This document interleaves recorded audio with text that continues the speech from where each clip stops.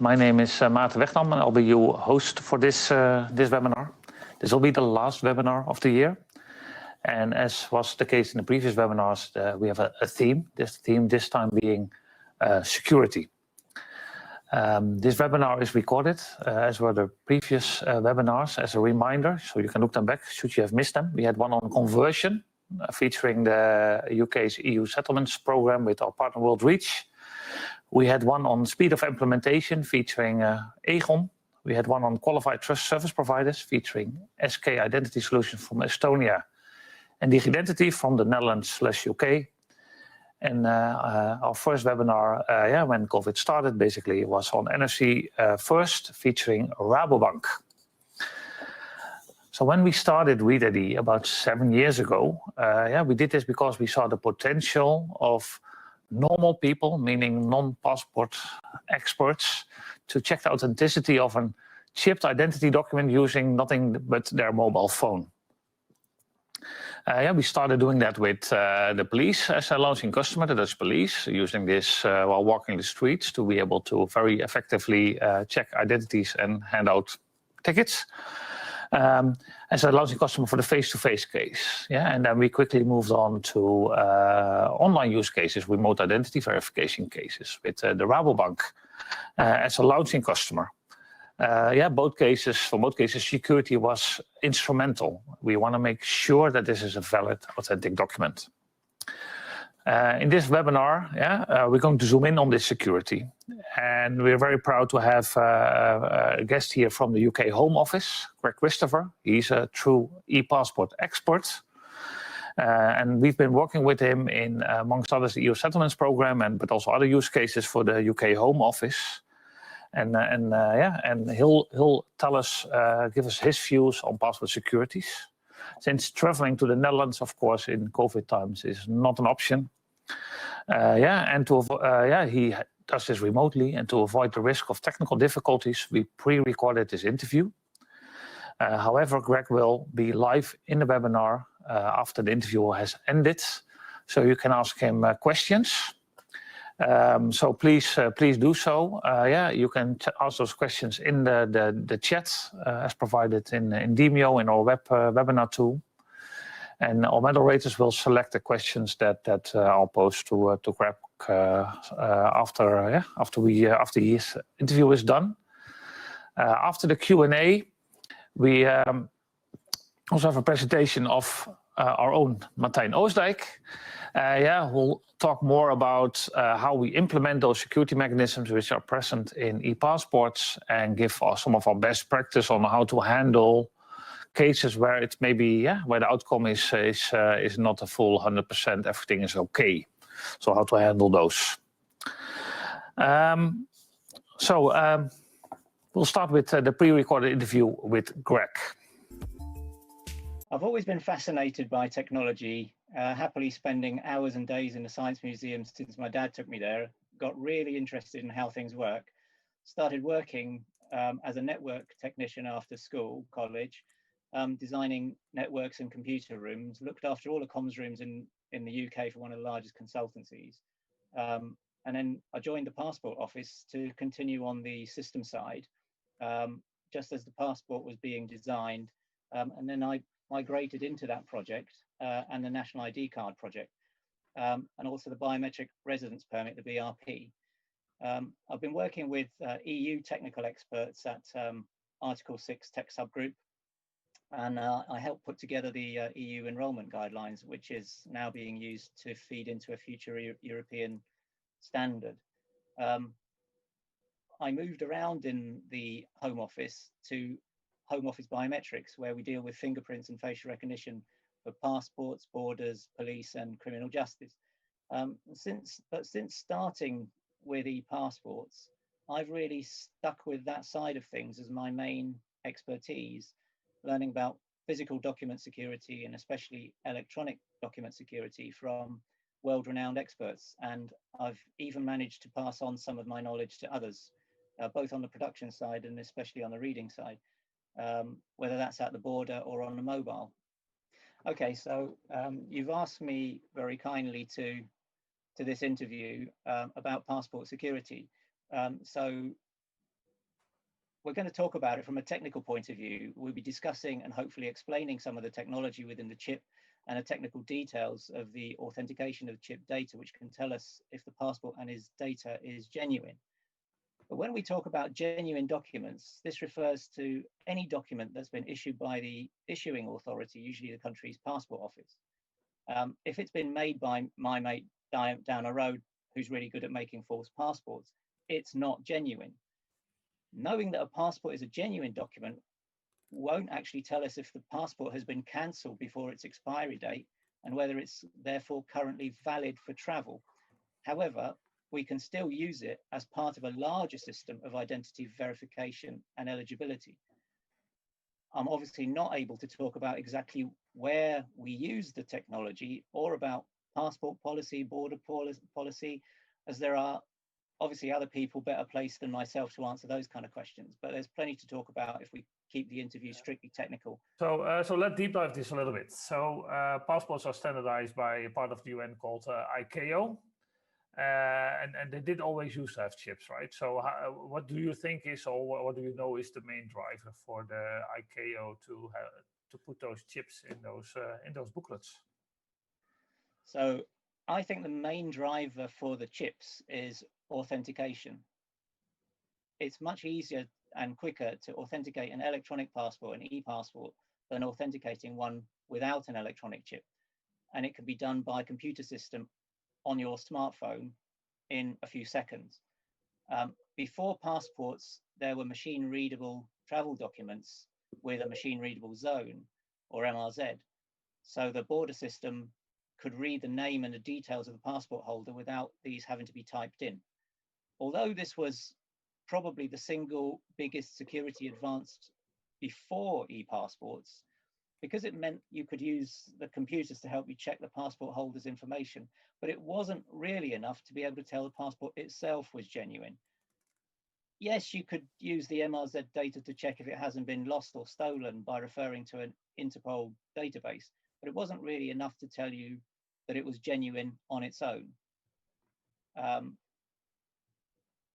I would guess that most people, if they see some kind of hologram or fancy pattern, will expect that it's real.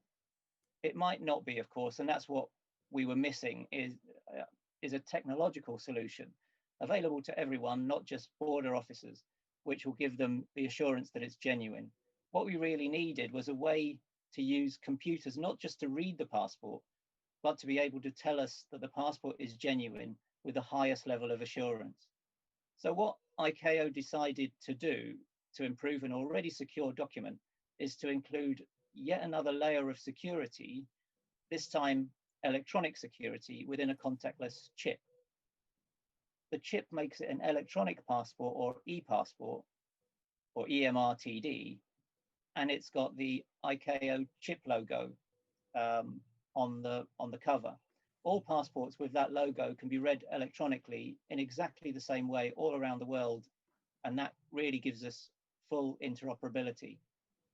The chip is actually a tiny but extremely clever and secure computer with an operating system and memory and an antenna to communicate with. It doesn't have batteries.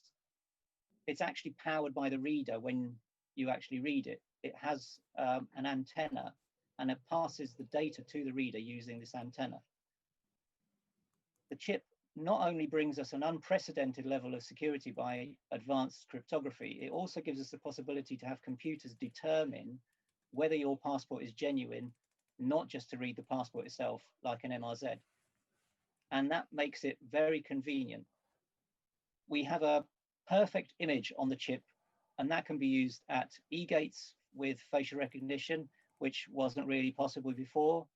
The printed image is always covered with security markings, and it's much lower quality than the digital image on the chip. We have loads of countries, actually plenty of countries, most of the world have e-passports. So it's been a success story. And the map behind me shows in green the countries that have e-passports. So that's a lot of countries and a lot of passports. And all of those passports we can authenticate using your smartphone app, for instance. Yeah, and that's great, right? And then, as you pointed out, like there's sometimes a misconception that the machine readable zone has anything to do with security, right? It's about OCRing, making it easy to do optical character recognition to read some of the data. Yeah. It has nothing to do with verifying this is a genuine passport, and that's sometimes a misconception. Yeah. So if you look at these ePassports, what does it mean for me as a human, as an ordinary person, right? Except for going quickly through eGates, right? So what does it bring me? So it's basically, it gives you convenience. It gives you features that weren't possible to do previously with a MRZ only passport. The chip in an ePassport will actually directly communicate with your smartphone, with the back-end computer system, and it actually tells you that it's a genuine passport. It does that using passive authentication, some really, really clever cryptography, etc. And it's not something that you can fake. If you kind of don't do the testing, then you're really missing the point of ePassports entirely. And if you don't, the map behind me, this is actually quite good because it shows kind of like green countries, and it shows kind of light green countries. The light green countries is the countries that have ePassports, but they don't actually allow other countries to check that they're genuine. So what's the point? Yeah, it's ridiculous, right? It's a public certificate, and the public certificate, as the name implies, should be public, right? So there's basically no point in publishing this without. But some countries do, and we have some workarounds in case they do. Yeah. But it doesn't add to the security, right? It doesn't add to the trust. It's always, it becomes a very murky, vague area where we're in, and we like the dark green where it's very clear, and we don't have to have long debates on tricks to try to make to determine if it's a genuine document. Okay, so a passport is then, it has a chip in there, right, which is like a tiny hard disk, which has my face in it and my name in it, etc. So even if it's genuine, what's stopping me? Should I be the bad guy to change my face for yours, for example, or the other way around, and so manipulating this thing? So can you explain that a little bit? I think actually we kind of really need to look at how a passport is put together, and I've got a slide that I can sort of show, which shows the the way that this is done. ICAO have put together a logical data structure, and the logical data structure is the grey box that you see with the coloured boxes underneath. The data is stored in various files. These files are called data groups. So data group 1 is the MRZ, for instance. Data group 2 is the facial image, and so on. And then hashes of those files are included in a table in a security file called the SOD. Now, if you wanted to change something in that table, everything would fall down like a house of cards. But how does it actually do that? How does it protect the data? How does it make sure that you can actually be sure that this is a genuine document? Hashes are a cryptographic way of ensuring that a file is unique. It's basically a string of numbers that, if you change a file in even a very slight way, the hash will be entirely different. And then, so what you do is you take a hash of the MRZ, you take a hash of the facial image, you take a hash of all the other files in the passport, and then you put them into a table. Then you take a hash of that table.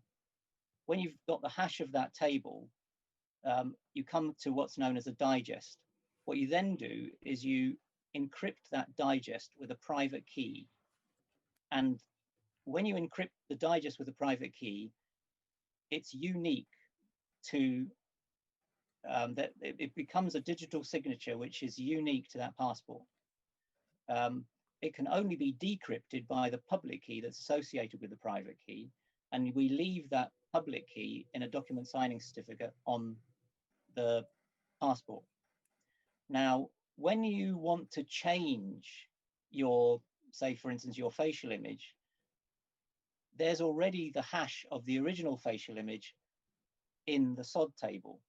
If you wanted to change the hash in the SOD table, the digital signature wouldn't decrypt to the same hash as you had originally. But when you read the chip with your smartphone, the chip gives you access to the data. You can do PA, obviously, to check that it's been issued by a genuine issuing authority, obviously assuming that they give you this access to their CSCA, and you've got that in your master list. But to be perfectly honest, I wouldn't be happy with anything less than, you know, full read of the passport and clone detection if it's there. And I think you find that, you know, Good Practice Guide 45 agrees with me. It's what we've designed in the EU settlement scheme. And if you don't have an e-passport, then you basically send in your passport. You know, if you've got one of the older EU passports with no chip, we ask you to send it in. We don't just allow you to take a picture and that's it. Yeah, and Good Practice Guide 45 for the people that don't live in the UK. That's like, and it was recently updated, right? So that's the UK government's, let's say, semi-official guidance on what you should do in checking someone's identity. And it's basically it says if you don't do NFC, right? It says more than that, but part of it is if you don't have NFC, you don't get to the higher levels of trust, right? You cannot do that, certainly not remotely. Yeah. And I think that's also what the discussion we often have, right? So if it's again, you know, it's good enough security, right? So you can fall back on an optical verification, in my view, if it's I don't know, it's something of low value.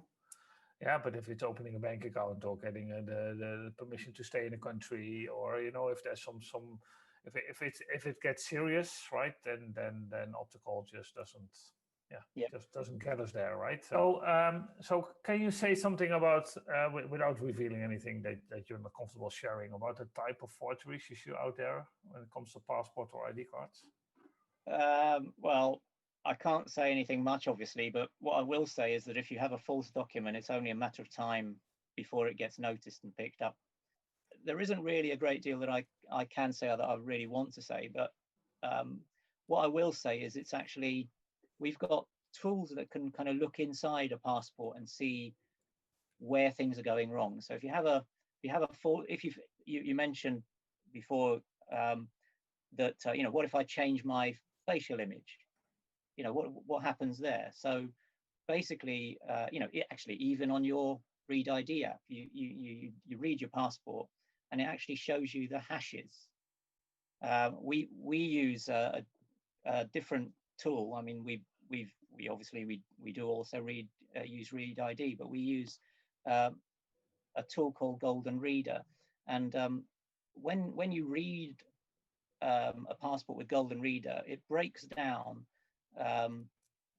all the kind of hashes and things, and it does all the PA tests, etc. And you end up with something like this. So what I've done here is I've swapped the faces around. And because I've done that, this tool has actually shown me that this is not how it was originally.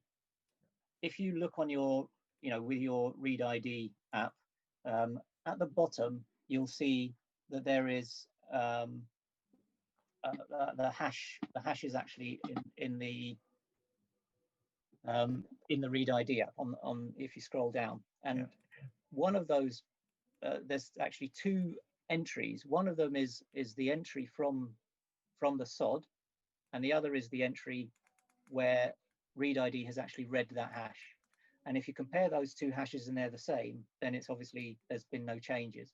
But like in what I showed you, if you compare those two images, they're obviously different. And that shows us that it's a false passport. So that brings us to the end of the pre-recorded interview. So now we have Greg here live. So welcome, Greg, to the webinar. Hi, thanks very much for inviting me. Yeah. So honor is all ours, Greg. So I think you explained very well, what the security brings us, the chip security. That doesn't mean that all questions are answered. So so I have some questions in front of me. Let me start with one on cloning detection. So there are two cloning detection mechanisms: chip authentication and active authentication. So how important are these in your view? And will both mechanisms stay in the chip, or will one of them disappear, or how do you see that evolving over time? So cloning detection actually uses the chip itself to answer a challenge set by the reader. And either mechanism will work fine.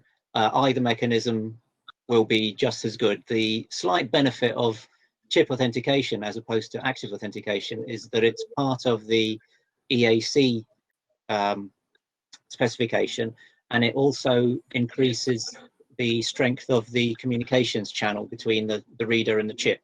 So if you use chip authentication, you actually have a more encrypted, a better encrypted messaging system between the reader and the chip that you can't eavesdrop on. Not that somebody would want to eavesdrop on it, but if you're extremely paranoid, that's what you'll be worrying about. Whether the two will stay, I think they will. I think some countries will continue using active authentication. Some countries like Europe uses chip authentication, but then some European countries also use active authentication. So I think both will stay. UK has decided to go chip authentication. I quite like chip authentication. It does have benefits.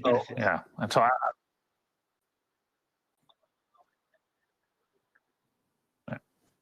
so I'm not of the paranoid type, so I don't care so much about the eavesdropping. But I guess some people do. But it's really, and I think you explained it right. It's also, in my view, it's a very nuanced difference, right? So for all practical purposes, we consider them the same. Related question to this eavesdropping is that normally you open passports or similar identity documents using the basic access control mechanism. There is also the newer PACE mechanism. So how would you differentiate those two, and how important is it? What's the to also support PACE and not only the let's say the older basic access control? So I know that Europe has decided, and I think quite rightly, that all European documents should support PACE. And I believe that by the end of 2024, they all have to. And I think that's a good step forward. PACE is a stronger authentication messaging mechanism. You can also have a card access number. So you would normally need to type in the whole MRZ to actually use basic access control. But with a card access number, you can actually just put in a 6-digit number, which gives you access to the to the chip. So I think it's a better and more secure and mechanism, and I think everyone should adopt it. Okay. Good, thanks. So a question you kind of touched upon, but we often get, and also now, is that with NFC it's of course possible to determine if a passport is genuine, but not in all use cases. Or in all cases that might be possible, right? So we still remember the time that the iPhones, actually it's only a bit more than a year ago, when iPhones didn't have NFC. So you would have to do something else, and then the technology often used for this is what we call optical verification, or OCR technology. So can you explain? So why isn't this? So is that also enough? Is that something you think is or there's certain limitations? What's your view on this? Whether it's enough to just optically look at a passport and without reading it electronically, is that the question? Correct. Yeah, okay. So if you, obviously a passport is meant to be a secure document. You create a passport, you've got like a whole load of security features on there, and there's holograms and there's all sorts of fancy stuff. But if you don't actually see this, I mean, there might be ultraviolet or whatever. If you don't actually see it, if you don't hold it in your hands, there's special paper and there's, intaglio and all this kind of stuff. But if you don't actually hold that document in your hand, just taking a picture of it, even a really good picture of it, won't actually give you anything like the kind of authentic, possibility to authenticate it. You have to read it electronically. If you don't read it electronically, you're missing such an important feature, such an important layer of security. I wouldn't accept anything less, to be perfectly honest. Yeah. Okay. Very clear. Thank you. A question this time from Joseph. So, do all e-passports worldwide have the same format and content? So, do they have the same identity attributes, etc., or are there differences between them? So, all e-passports are governed by one standard, and that's the ICAO 9303 standard. When you look at that standard, it gives you lots of possibilities. So you can have just a few data groups. We went through data groups in the interview. You can have just a few data groups, or you can have loads more data groups. But the specification for where those data groups are and what's in them is actually governed by 9303. If it doesn't work, if it's not made to that standard, it might not be read everywhere. In fact, it might not be read anywhere. So the answer is yes, they are all the same data format. There's differences in that data, but they're all the same data format. They have to be in order for your app to work, for my app to work, for EU settlement scheme to work, for go and visit Barbados or whatever. They need to be able to read your passport as well. They have to be the same standard format. Yeah, that's the international travel document, right? And there would be little point in having something that's that you can only read in Holland. Yeah. Yeah, that would defeat the purpose. Absolutely. Of course, we do notice that yes, some of the fields are filled or not, right? The optional fields, they can differ per country, and then it's part of the challenge to handle those, right? But the most important things are the same in every country. So a question from Charlotte, which takes us a little bit away from the core chip technology. So so how do you think artificial intelligence may be utilized in the future to reinforce border security? Something you can say about this, or is this a little bit out of your? It's a little bit sort of beyond what we're kind of talking about here. But what I will say is that the kind of passenger journey through the border system. Is obviously being looked at in lots of countries, and some countries are using biometric corridors where you kind of walk through a corridor and facial recognition is used to kind of determine whether you are you. But behind all of that is still your e-passport. So if you don't have an e-passport, you can't really use those features, or you have to run additional checks before you can use those features. So, we come back once again to the e-passport. Yeah. Makes sense. Question from Russell, specifically on the UK passport, a technical question on the UK passport, or more or less, I don't know what's technical, you decide. So why does in UK passports you have to sign, right? So there's a big signature there. So why doesn't the UK passport chip have that same signature of the holder there? Because apparently it has certain value. So can you say something about this, or is that No, you have no idea? I think that's a question for the policy people at the passport office, to be perfectly honest. I mean, there is the possibility of having a signature there, but I think they've decided that what makes a passport valid is once you've signed the passport, it's then valid. So you receive it and then you sign the passport and then that's valid. But like I said, that's a policy decision for Her Majesty's Passport Office people. Yeah, and I think, by the way, most countries have made that same decision, right? So, independent of why, I think it's pretty rare to put that in the there's data group for this, but it's typically not used. Okay, so thanks, Rex, so far. We'll move on to the next subject. There's a Q&A in a bit for Martijn. Maybe if there's still a question from you, we hope you can still answer it. So please hang in there for a while, and we move on to the new item, which is a brief news update. And after that, Martijn Oostdijk will start with his presentation.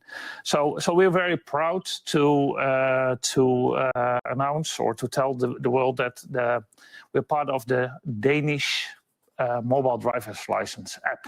This was launched the 24th of November, so pretty recently.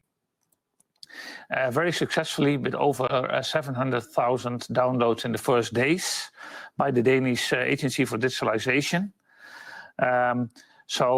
This makes it possible for Danish citizens to basically have an app on their phone and not having to carry the physical document anymore. And we're hoping that many countries will follow this example. Okay, so now we have the closing bit of today, which is our colleague Martijn Oostdijk, who is our Chief Scientist as well as our Corporate Information Security Officer. And he'll give an overview of not only passport security, but especially on how we then implement it as ReadID and how we recommend people to handle, let's say, the non-happy flows. Thank you. So exactly. So what I want to convince you of is that these are indeed very much advanced cryptographic mechanisms that we have in electronic passports. We implement them in ReadID to be able to verify those security features.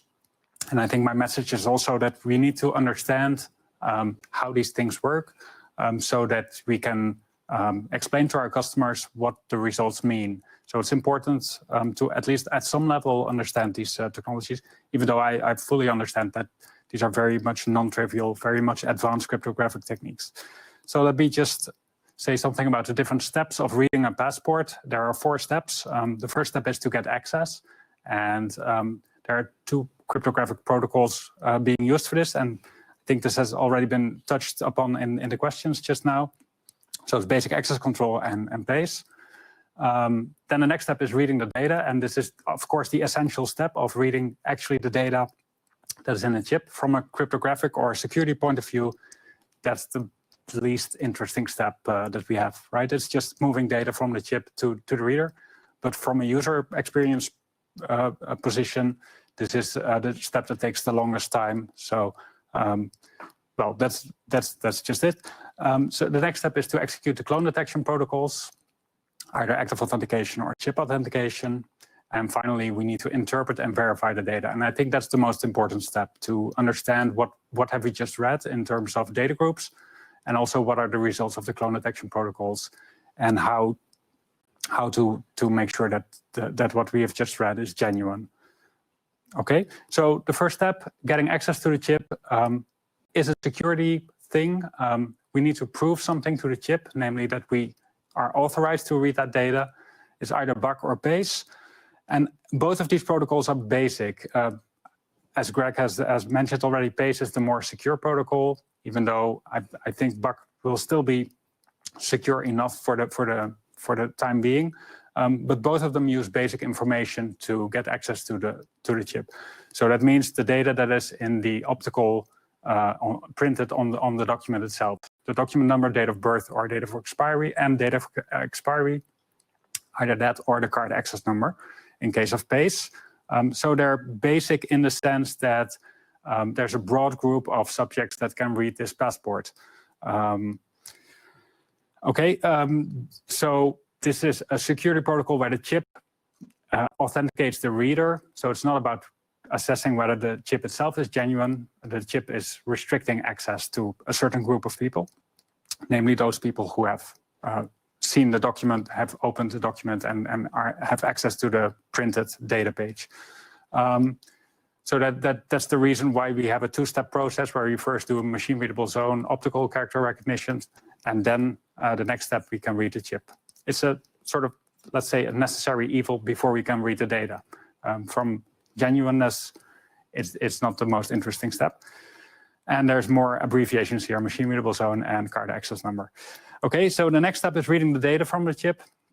That means the logical data structure that Greg also explained already in his presentation. One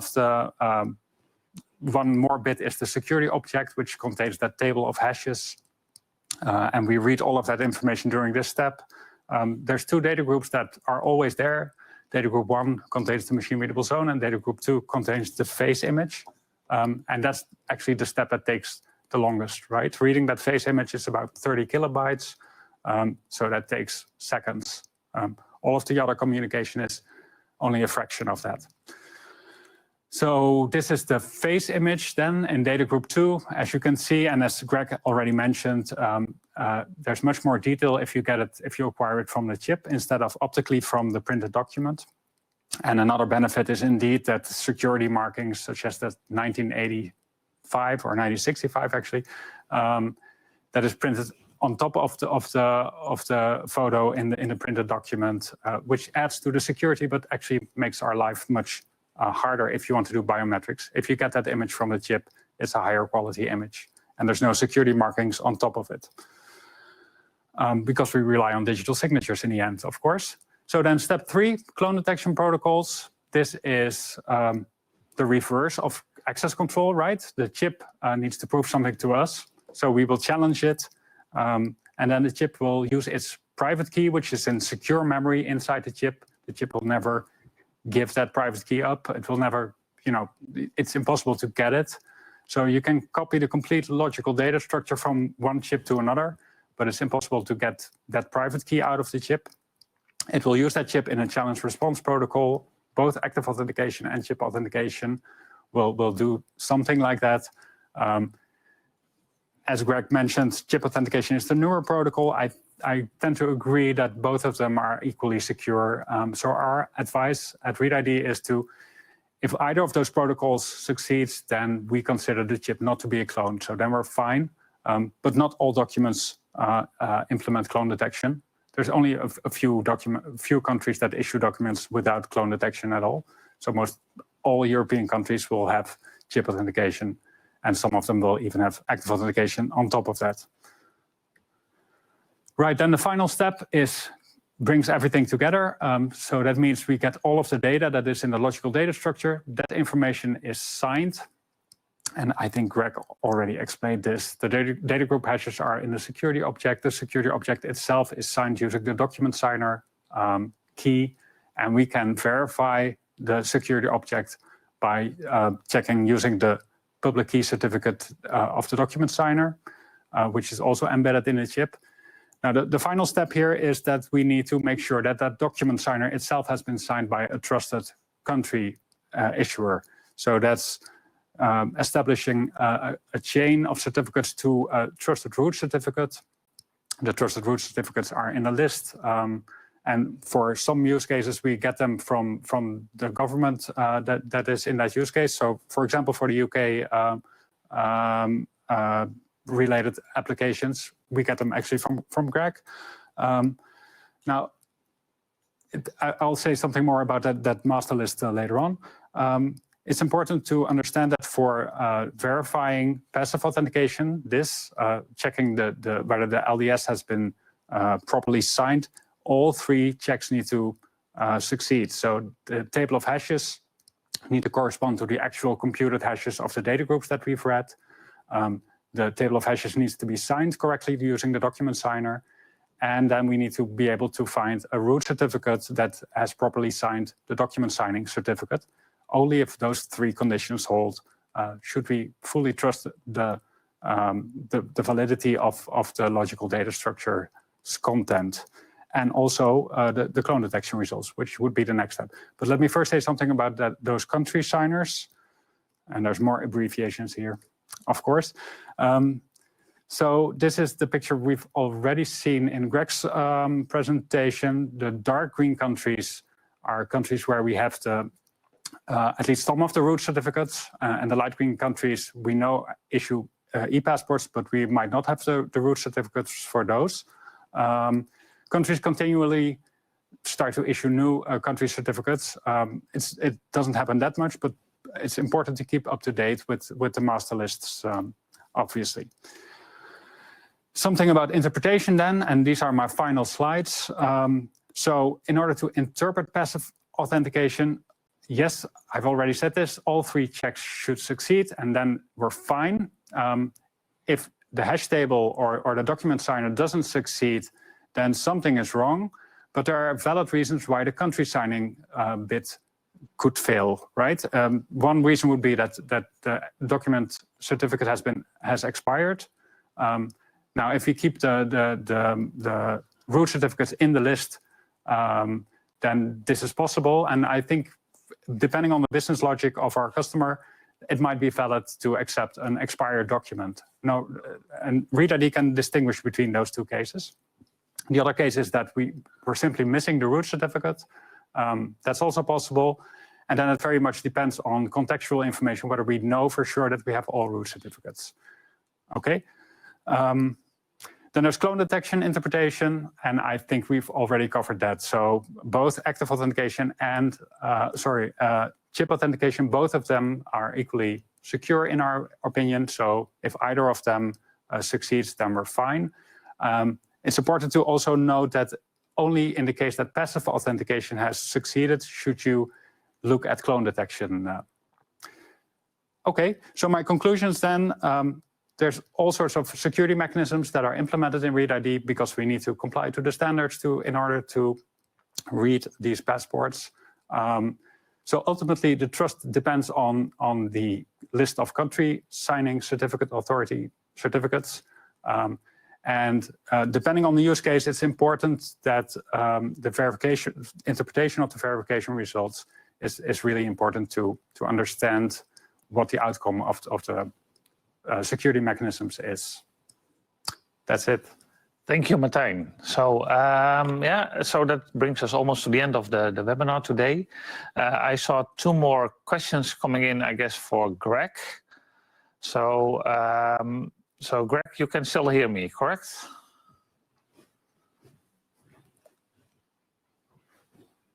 Okay, not sure. Let me see if Greg is back. Buttons here that you keep presenting to me, but yes, I can hear you. Thanks. Yeah. Great. So I have a question from Victor, which is more asking you to travel into the future, and I'd be interested in your ability to do that as well. So when will we see passports being completely digital and not in a document form?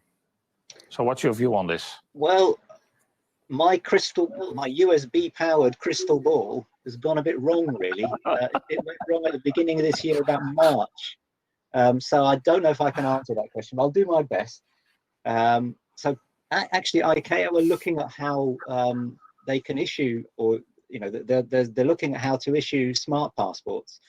There's no real problem with doing that, but you have to realize that a physical document, an actual physical document where you can stamp a visa or whatever, is still going to be required for quite a vast number of countries. So whereas we might be able to travel between the UK and Holland or America or whatever, it's not going to be available for us to travel everywhere.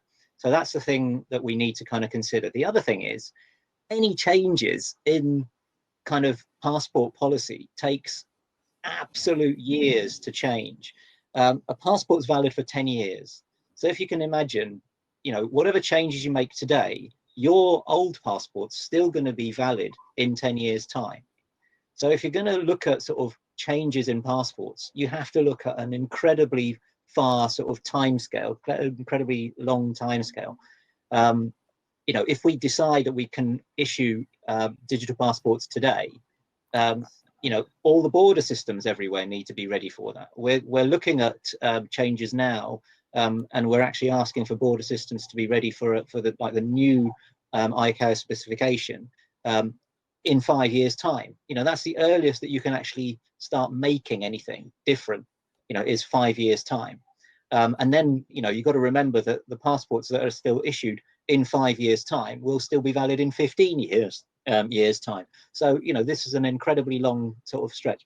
So maybe my crystal ball will actually start working then properly. But I think it will be quite a while before we actually see digital passports. Yeah. Thanks for making this very. We didn't prepare this magic ball, so it's a good good gadget to have on this for these kind of questions.